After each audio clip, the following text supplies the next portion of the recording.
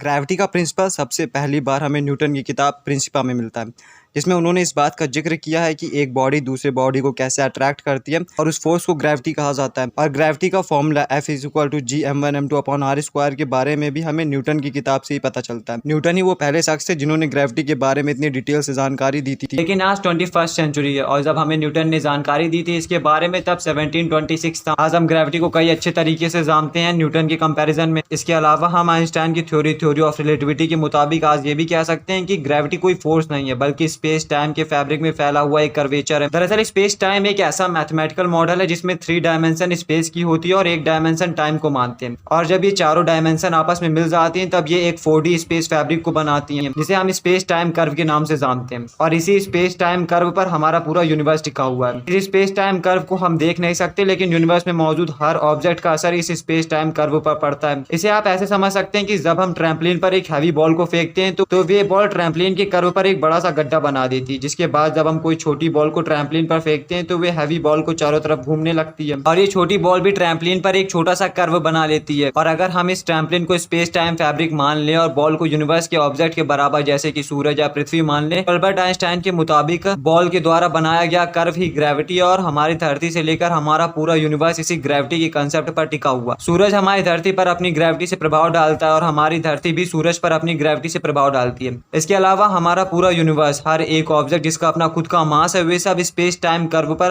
असर डालते हैं और एक दूसरे को इन्फ्लुएंस करते हैं। तो जिस भी ऑब्जेक्ट का मास ज्यादा रहता है वो उतना ही ज्यादा असर डालता है दूसरे ऑब्जेक्ट पर। स्पेस टाइम कर्व और ग्रेविटी अपने आप में बहुत ही ज्यादा कॉम्प्लेक्स है और हम इसके बारे में कुछ ज्यादा नहीं जानते। हम इसे अपनी आंखों से नहीं देख सकते, लेकिन ऐसे कई सारे एक्सपेरिमेंट्स हुए हैं जिससे हम ये कह सकते हैं कि स्पेस टाइम एक कर्व है। ऐसा ही एक एक्सपेरिमेंट है ग्रेविटेशनल लेंसिंग। इसके मुताबिक ग्रेविटी का असर लाइट पर भी पड़ता है। जब कोई मैसिव ऑब्जेक्ट जैसे कि गैलेक्सी या क्लस्टर ऑफ गैलेक्सी को जब हम ऑब्जर्व कर रहे होते हैं तो ग्रेविटी के कारण स्ट्रेट लाइन में चल रही लाइट बीम को बेंड होना पड़ता है, और जब हम इसे देखते हैं तो लेंसिंग इफेक्ट देखने को मिलता है। लेकिन इसके अलावा जब हम क्वांटम फिजिक्स की बात करते हैं तो क्वांटम फिजिक्स की अपनी अलग ही डिफिनेशन है ग्रेविटी के लिए। क्वांटम फिजिक्स ग्रेविटी को ना ही तो स्पेस टाइम कर्व मानती है और ना ही कोई फोर्स मानती है। क्वांटम फिजिक्स के मुताबिक ग्रेविटी एक पार्टिकल है और इसे एक पार्टिकल की तरह माना जाता है, जिसे हम ग्रेविटॉन के नाम से जानते हैं। लेकिन फिलहाल बस ये एक हाइपोथेसिस है और इसको प्रूव करने के लिए हमारे पास कोई भी एक्सपेरिमेंट या फिर एविडेंस नहीं है। ग्रेविटी के बारे में आज हम जितना ज्यादा जानते जा रहे हैं, ये हमारे नॉलेज को उतना ही ज्यादा इनकम्प्लीट करती जा रही है। कई सारे ग्रेविटी से रिलेटेड सवाल हैं जिसका जवाब किसी के पास नहीं है, जैसे कि छोटे पार्टिकल जैसे कि इलेक्ट्रॉन, प्रोटॉन और एटम के बारे में जब हम बात करते हैं तो वहां पर ग्रेविटी का कोई भी असर देखने को नहीं मिलता। और जब हम मैसिव ऑब्जेक्ट जैसे कि सन, स्टार और गैलेक्सी के बारे में बात करते हैं तो